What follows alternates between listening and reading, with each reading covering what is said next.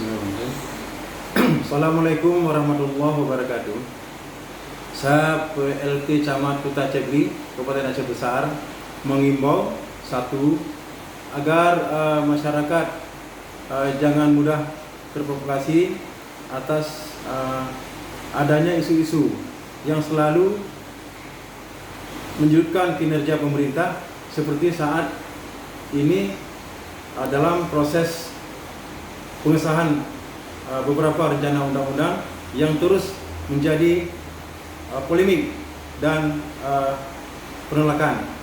Yang kedua, diimbau kepada masyarakat agar dapat bersama-sama menjaga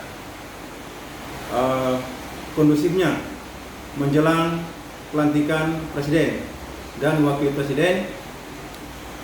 Selanjutnya kami imbau kepada masyarakat juga tidak terprovokasi dengan hal-hal isu hoak.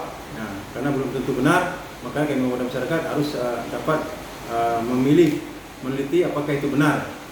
Yang ketiga, diharapkan kepada para aktivis agar dapat menyampaikan pendapat melalui kegiatan audiensi kepada para pejabat terkait daripada langsung turun ke jalan melakukan unjuk rasa hal-hal yang mengganggu aktivitas masyarakat.